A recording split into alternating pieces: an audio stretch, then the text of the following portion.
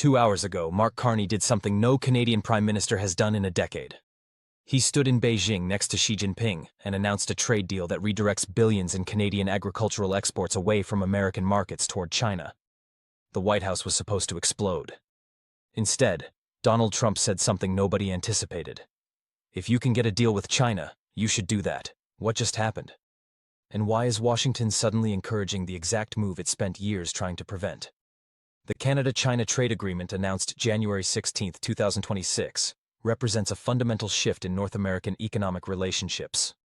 Under the deal, Canada will reduce tariffs on Chinese electric vehicles from 100% to 6.1% for the first 49,000 units annually, with the quota rising to 70,000 units within 5 years. In return, China will cut tariffs on Canadian canola seed oil from 84% to 15% by March 1st. Additional tariffs on Canadian canola meal, lobsters, crabs, and peas will be eliminated through at least the end of 2026. China also committed to lifting visa requirements for Canadian visitors. For Canadian farmers, this is transformative.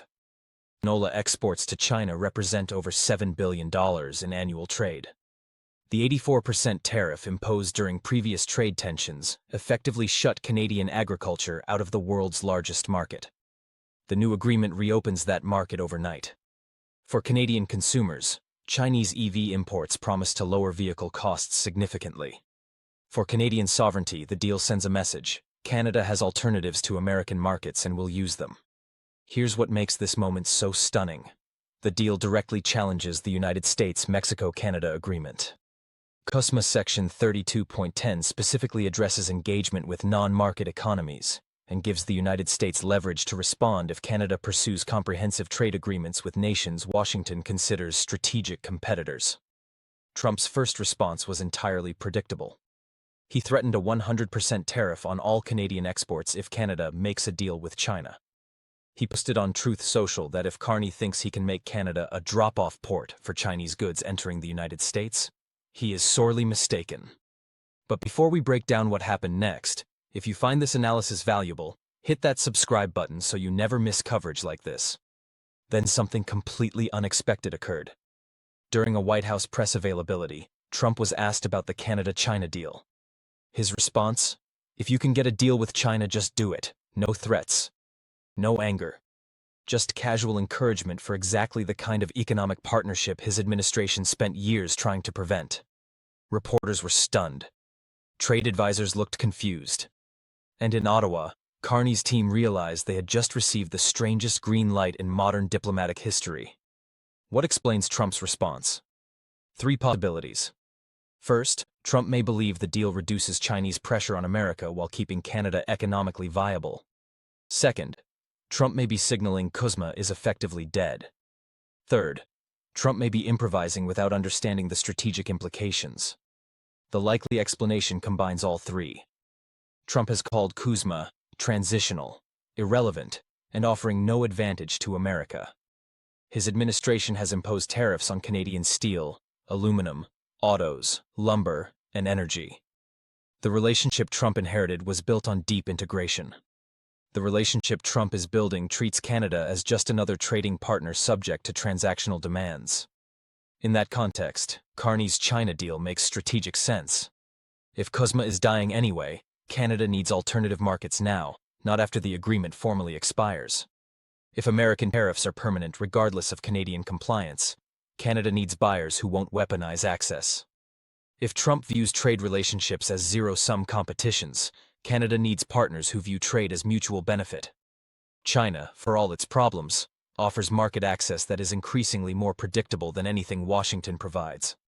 Carney made this point explicitly during his Beijing visit. When asked about human rights concerns and Canadian engagement with China, he responded, "We have to be practical about the world we're living in." Translation: we can't afford moral purity when our largest trading partner has become economically hostile. The comment shocked Canadian human rights advocates. Former Foreign Minister Lloyd Axworthy accused Carney of abandoning Canadian values. But Carney's calculation is clear: Canadian farmers need buyers. Canadian manufacturers need supply chains. Canadian consumers need affordable goods. If America won't provide stable access, someone else must. The reaction inside Canada was divided. Ontario Premier Doug Ford warned that China now has a foothold in the Canadian market and will use it at the expense of Canadian workers.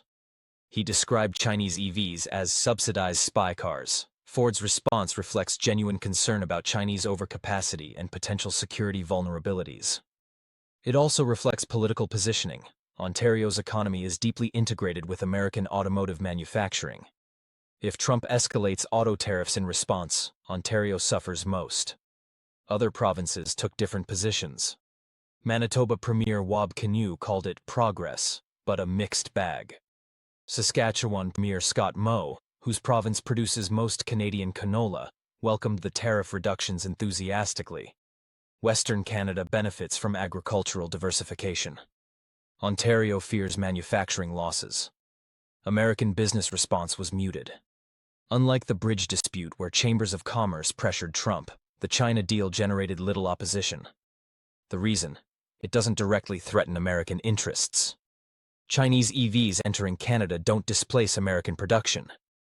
Canadian canola to China doesn't reduce American market access.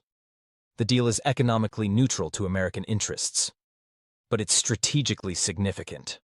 For decades, American policy assumed allies would align with Washington on China, regardless of economic costs. Carney's deal breaks that assumption. It demonstrates middle powers will pursue relationships with strategic competitors when the alternative is absorption into a hostile American trade regime. This is exactly what Carney telegraphed in his Davos speech. He argued the old American-led order is not coming back, and middle powers must build coalitions rather than rely on Washington.